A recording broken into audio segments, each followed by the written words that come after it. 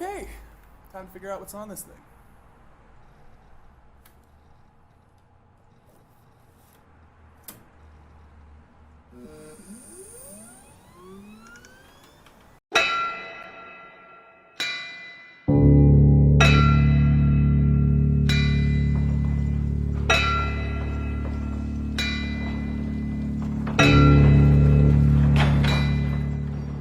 It's no surprise that Devolver Digital couldn't just produce a regular card game. They had to produce something that completely upends your expectations and puts you in a position of feeling a lingering sense of confusion over what you had even just been doing.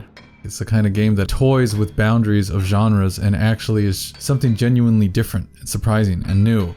If you are someone who likes playing card games, you will love parts of this game. But if you are also someone who wants to be taken on a journey that takes you beyond just a single card games with quaint little rules, the game will also give you that. It will give you a journey that is expansive while at the same time allowing you to enjoy a genuinely well-designed card game.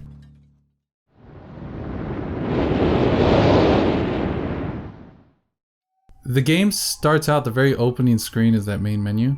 Immediately something is wrong because you cannot select new game. As soon as I noticed that you couldn't select new game, I was like, okay, the game is like screwing with me.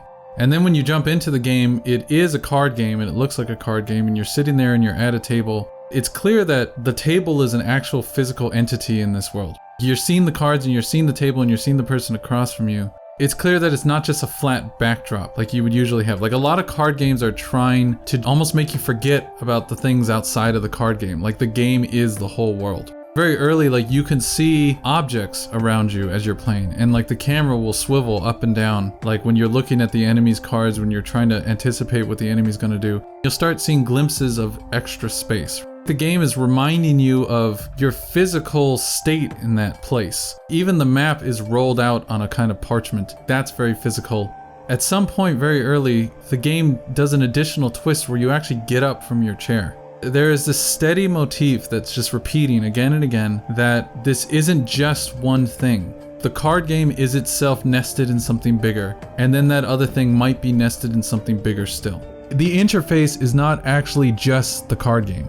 The actual interface is you as a character in a room, locked away with someone who seems to be a kind of dungeon master concocting this scenario in which you must play cards against them to make your way through. Even if you're failing again and again in the kind of initial roguelike genre of that card game, the feeling is, oh, I'm making progress in this bigger nested story. The story of me being locked in this cabin with this very strange, controlling guy.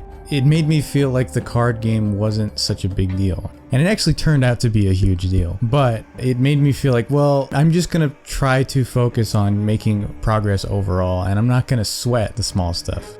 The loop of it seemed quaint in comparison to this brilliant idea of making the player realize that they are playing as a player. They are playing as a player of a game. They are playing against a creator of that game. It immediately creates this metaphor that seems like so obvious in retrospect, but just a really cool metaphor to put in a video game. You are playing against the designer of the game. And thus the rules are fairly arbitrary, and like the game definitely plays with like the bending of the rules. The whole basic scoring system that's going on back and forth between you and this really strange figure in front of you is there's a scale to the side of your card game. Every time you attack your enemy, their end of the scale gets given weights. The goal is to have the weights go all the way down on their side of the scale so that you win. Vice versa, the opposite happening would be you lose, where your side of the scale ends up dipping all the way down. You can manipulate that scale in various ways that have nothing to do with cards. You can pull out your own teeth, or even at some point rip out your own eyeball and place that into the scale. You're constantly playing with things outside of that little board that you guys are sitting in front of. And it implies like a kind of bodily sacrifice that must be made for the sake of this wondrous little game. The mechanics of the game is almost always circling around sacrifice. To play any card, you need to be willing to sacrifice lesser cards. So as you get stronger and stronger cards, you're literally going to stab the cards that you don't need anymore. Their blood is going to become the bounty that's going to pay for your new higher level card to come in. That sacrifice system in particular, it was a way that I always was looking forward to how the game would play out, right? Because even if you have, say, a bad hand, which is inevitable in this kind of game, You don't have a great hand, but you know that you're setting the foundation for a sacrifice that's going to lead to a better play later. This sense of like, well, this card is useful because I'm sacrificing it. That sense of the sacrificing of cards actually helps you understand that your cards don't matter as much as you matter. Your cards are there to block the attack so that it doesn't attack you, because what really matters is whether or not you get attacked. So not only are you sacrificing cards in order to use higher level cards, you're sometimes sacrificing higher level cards or any card just to stop yourself from being hurt. It only takes like 5 hits on you directly to make you lose. For a while, I kept focusing on like getting better and better cards, and like I was willing to not let cards die because I just thought they were so strong. Over time, I began to figure out like I have to just let some of these cards go because it is so much more worth it to not let myself get hit. There's a friendly gesture of allowing you to see exactly the moves that your enemy is going to make before they make it. And that sort of places you in a position of feeling like you have some sense of control over the RNG, the random element that's always in the basis of every card game, right? The control that they offer by letting you see what the enemies are doing ahead of time makes you feel like, okay, if I just consider carefully enough, I can actually do something about whatever bad cards I was dealt. I don't feel trapped by my bad luck.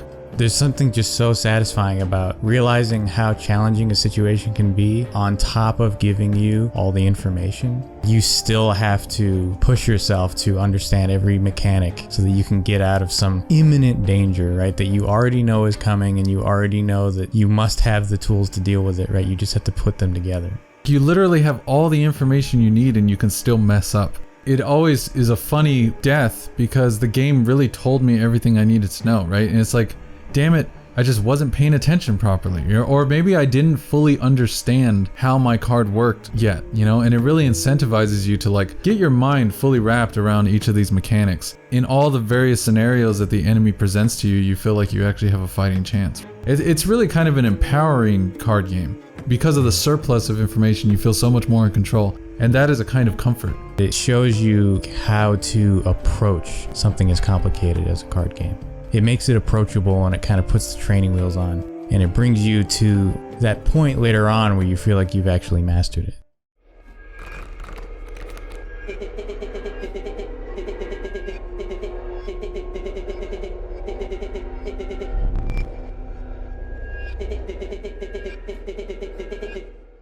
There's a blending of genres that happens here. The card game becomes really, really exciting when you start to get into it, because it's so good in and of itself on its own. Outside of that is this horror element. You are trapped in front of this crazed person who's coming up with the story that you're stuck in. There is a puzzle room around you, an escape room element. Every once in a while, you can just get up from your chair and just start interacting with little objects around the space. The initial reward seems to just be like better cards. That's what I mostly got. I would figure out some of these puzzles and I would start to get better cards, but it would also start to imply like something weird is happening. Some of the cards that you start getting in your hand, they might start talking to you or giving their opinions about things. Sometimes they talk about each other and they seem to almost like hold grudges with certain decisions that you make or with each other over certain things. For a long while, it's really unclear why that's happening or what that is. The tone changes pretty quickly. It goes from feeling like this place is just filled with ambiance, like a theme restaurant or something. But when the new cards start showing up that can talk to you and start telling you to distrust the person you're playing with, that's when this game got really exciting. What's so fun about the early going, right? The little hints that, oh, this game isn't following the rules, is like it really doesn't care about the distinctions between what genres typically are. It sort of decides for itself like there's an arbitrariness to it, right? Like if you're going to create something, it really doesn't matter all of these little bounds between this genre or that genre. What really matters is the conceit of whatever storyline you're trying to tell. People have an instinct, I think, sometimes to want to keep something pure. They think that if boundaries are too fuzzy between two experiences or two environments, that one can be tainted by the other. There's an aspect of this game that is a horror game, and if the horror comes from anything consistently, it's this way of playing with your desire to keep things separate.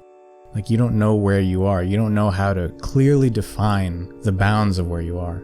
And it's the reason that the concept of the fourth wall even exists. The fourth wall is the one that, in a lot of ways, is the only one that matters. If you want to tell a story that suspends disbelief, you have to make sure that you don't remind people that they exist still.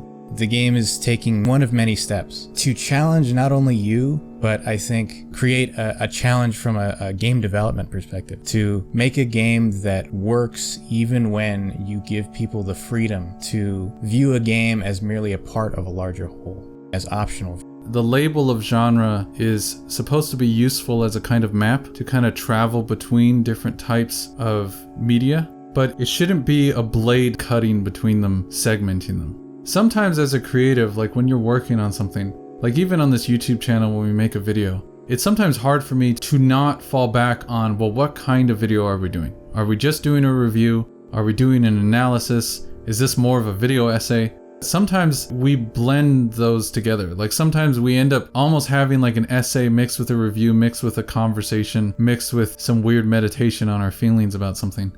To me as a creator, that makes me nervous. It can be hard to communicate to an audience if you don't give them those labels of the genre, because people want to know at least a little bit what they should anticipate in the experience. But there's a huge battle there between wanting to take the audience on a journey, and what a journey necessitates is discovery, is actually not knowing everything.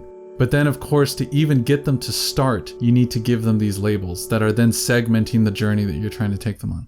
This game Inscryption is like trying really hard to take the player on a really long journey through video game media in its various forms. It's almost like a game jam in a game where it's as if multiple creators came together and just sort of experimented with what they could do around the one basic concept of a card game, but like how many different ways can you do it?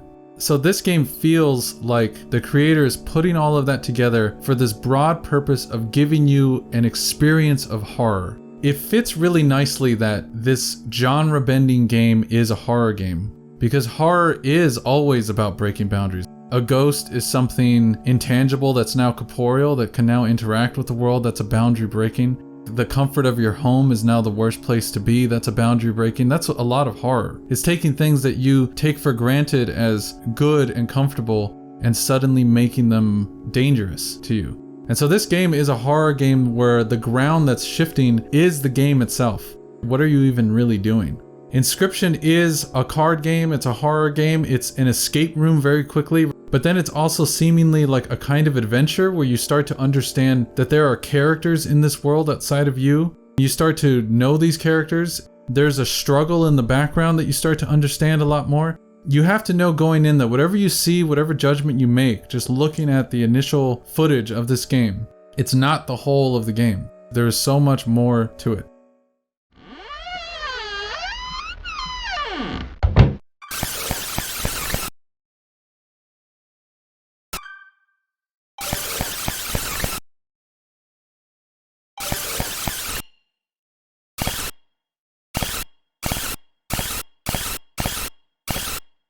Once you finally have gone through the gauntlet and you've triumphed over this roguelike, you probably just barely made it through and you're so impressed by the game and you just want to tell people about it. That's when the game ends with this weird room where you're stuck. There's literally nothing to do in the room, very little to see, and then you just are forced to quit. There's no indicator that you should quit other than the fact that you are not finding anything.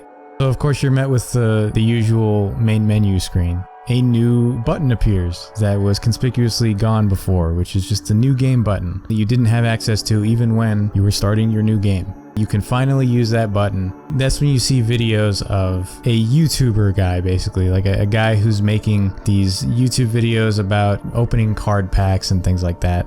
He comes across this old game that was canceled called Inscryption. He has this pack of cards that are obviously extremely rare because the game doesn't exist anymore. Things go really sideways for him pretty quickly.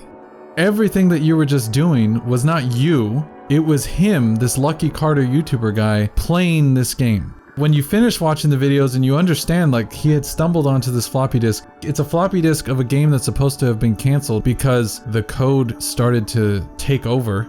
He contacts the company and then they start to chase after him. They start to harass him. So then you jump back into the game and it seems to be the actual continuation of the game. It's nothing like how it started. Now it's a top-down sort of 16-bit game. You're just playing a similar card game with added complexity to it, and you're just sort of going after these 4 boss realms, basically. That's where the story really becomes about wondering what's going to happen to Luke as he dives deeper into this game. And the scale jumps up. It's a top-down RPG, and it like has elements that are sticking around. Like you're actually building a deck. Now it's like an actual role-playing game almost.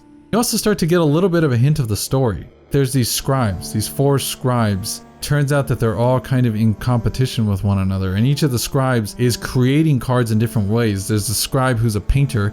There's a photographer who it turns out that was the one who had trapped you in the cabin. He photographs different creatures. There is PO3 or Poe, who's like a machine, and he seems to digitize people into cards. There's a whole range. The mystery just increases so much. It seems like this sort of like ancient struggle between gods, basically. Still, there's this overarching mystery of this Lucky Carter guy who's on the outside. You hear his voice and he kind of interjects from time to time, and like the basic story that starts to develop is like this PO3 or Poe machine seems to be a particular scribe who started to rebel and take over. And this was actually a card that you see very, very early on in the game. The little stoat card. It would like talk to you every once in a while, and it kind of looked strange because it had like a little box around its head. But it turns out that it was one of the scribes that was behind digitizing a lot of the different cards. And it seems to be like trying to take over everything. All of the characters in the game who are your enemies are basically like obsessed with the game that they've created. They've all created their own game, as you find out later. They all are obsessed with sticking to the rules of that game, and they want everything to like adhere to that. That creates a situation where they're not compatible with each other. They are all like part of an overall game. They are trying to be the winner that eliminates the other games by winning at their game. They have no other motive other than like they just really want to win. They're really just trying to do what they were always born to do. And the conflict only arises from those very simple pleasures that they seek from the game. That in many ways matches the overarching nested narrative of these developers making this game, and then the game itself sort of getting out of control. What you create is really not yours eventually. Each of these AI, they're all trying to be significant and the only one, the only game in town. They are so different from one another to the point where it really feels like they are separate games just compacted together into one. That's what this game is, a whole bunch of different experiences compacted together. And you, the player, get to have this expectation. The bounds don't exist here. I really just get to explore ideas and just play with ideas and just see like what kind of culmination can come with just experimentation with those sorts of ideas. You and I saw a YouTube video after playing the game all about like the ARG elements, like all the little secrets that are built into the game. And like this developer, Daniel Mullins, like he doesn't just make games just to toy away some little bits of your time. Like he makes entire experiences where you can get completely sucked into puzzles that are integrated into the very code of the game. You start looking at like textures in the files and you'll find like little hidden secrets here and there, and you'll start like being able to find coordinates to your own chest hidden away in a forest somewhere. This is like the kind of game where it's like all consuming. It's such a commitment to imagination, to the value of imagination. That collaborative element of just putting something out there and then just putting your all into it and actually being willing to be a total dork about it, expecting other people are going to be dorks about it too. We're all going to just kind of love the experience of figuring things out together. It's a wonderful thing about human beings, and it's also presented in the game as a very sinister thing, right? It's like sort of showing that even if there were this terrible cost to playing a game, and there was really no reason to continue given that cost, someone would be drawn to play the game anyway. Luke Carter, he knows that there's something weird going on, right? And he knows that like this is probably a cursed game or something, but he just plays it not because anyone threatens him. In fact, people only threaten him to stop. People only try to make him leave it alone. But he wants so badly just to experience the joy of a new game that he can win that he ends up creating this terrible disaster at the end. He had to know. He could have just have this information and not actually be consumed by it and not actually like commit himself to the act of figuring it out. There's so much about thinking and about like diving into subjects. Like there's some things that I learn about that I actually fundamentally think make my life worse, knowing some of this stuff. I really like to read things that get quite dark. Or I like to read some philosophy that's really counter to whatever norm is in the zeitgeist of the day. And that is actually a very bad position to be in because it then places like these ideas in my head that are only inconvenient and not good for table conversation. but there is such a drive to know things if it's there, you know, like it just feels so hard to just let something be there and to not connect yourself to it, especially when it has this token specialness to it, or at least this allure around it that is unique and potentially rare and potentially like something where no one else can access it. And it's like we have this drive to just discover things. And this game is giving us from start to finish tiers of discovery.